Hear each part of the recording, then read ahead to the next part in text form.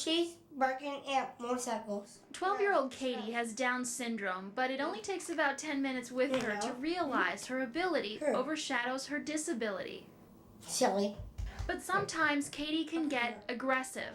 Cause I can. She's a pistol. She's difficult. She's singing. So teachers at Abraham Lincoln Elementary in Monroe asked Katie's mother if they could use the timeout room, and she said yes. I said, in fact, it'd be a good idea just to remove her from the situation and give her a place that she could calm down. But now Holly Lully says she didn't realize what she had agreed to until recently when another parent called. She says, well, but do you know that the lights are turned off when she's in there and that they lock her in there? And I said, no, I wasn't aware of that. It's dark. It's scary. How dark is it? It's really spooky. Really dark? Yeah. Like, are there any lights on? No. Can you get What out? is the office? No. Is the door locked? Yeah. Public schools in Wisconsin are allowed to use timeout rooms to deal with difficult students, but guidelines from the Wisconsin Department of Public Instruction, published in 1994, say seclusion should only be used as a last resort when safety is threatened. But it also says fire codes need to be followed. That code requires all doors, even in timeout rooms, must allow the occupant complete freedom to exit the room. We wanted to see this room at Lincoln Elementary for ourselves, so we went to the school unannounced and asked Principal Sheila David to show us the special needs timeout room in the basement that locks. But David indicated that she had no knowledge of any such room. The room that I've been told about is downstairs. You don't know anything about it? I've got rooms down there that, maybe but it's not a timeout room. We described the room, and once again, she said the school does not have a special needs timeout room in the basement. I've got Jeremy Jackson's school psych office room is down there. If we need to pull a child out for one-on-one, but that's an office and it's got bean bags in it, and it's not a timeout room. Still, we asked to see for ourselves, so David took us downstairs and showed us this room. Are they ever locked in here? No, they can't be locked in here, that's illegal. The room was big, bright, and the door opened from the inside, even if it was locked from the outside. It opens.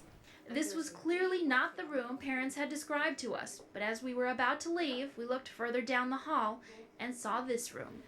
I think this is the room they were talking about. It was just as described. This room doesn't open from the inside, and it's dark, and it's...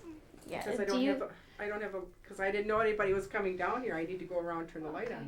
And then, after telling us earlier that there were no such timeout rooms down here, David changed her story. Is this used as a timeout room? Yep. Mm-hmm. The room is small, maybe 4 by 8. The walls and floor are covered in dark carpet, and there's nothing else in it. No furniture, no light switch, no outlets, no doorknob, no way out. At this point, David admitted that they do, on occasion, lock special needs kids in here. Is this the way to handle someone who's acting out if they are indeed in there with the door locked by themselves? Depends on the child. Principal David insisted when the room is used, the light is on and an aide is watching them. I'm not going to send a kid in here when it's dark. There's a light out. But a former aide who recently left her job at Lincoln Elementary and wishes to remain anonymous tells 27 News that's not true. In this statement, the aide says on February 8th, she was sent to check on Katie in the timeout room. She says, quote, "No one was outside the door and the door was locked with a deadbolt on the outside. I could hear Katie crying and kicking the wall inside. I found Katie curled up in the fetal position behind the door in the dark." The aide goes on to say she let Katie out, and as a result, she was reported to the principal. But today, Principal David says if it's true that kids were unattended in this room, someone is in trouble. I'm angry about my aides because, they might not have a job if they're not doing what they're supposed to be doing. The former aide who gave us this statement refused our request for an on-camera interview, but she tells us she quit her job at the school recently because she didn't agree with things going on there, like the timeout room. She also says 2 days after she let Katie out of that room, she was written up by school officials. They criticized her performance on more than a dozen incidents that happened over the previous several months. And even though fire code states the timeout room must allow anyone inside complete freedom to exit the room, Monroe School administrators claim an inside doorknob would be a hazard. We have kids that are self-injurious, and at times they will seek out furniture corners, chairs, doorknobs to hurt themselves with. The other thing is once you put a child into that room, you don't want them just coming out willy-nilly because they're in there for a timeout. I worry about her education all the time. Katie's mom says it's not her nature to take charge, but the allegation that her daughter was left alone, locked inside the room, is just too important to ignore. We as parents have to be more aware. So she contacted a special needs advocate and called a meeting with other parents, which we were allowed to attend. She found many of the parents share the same suspicions. I think that's not permitted, I really do.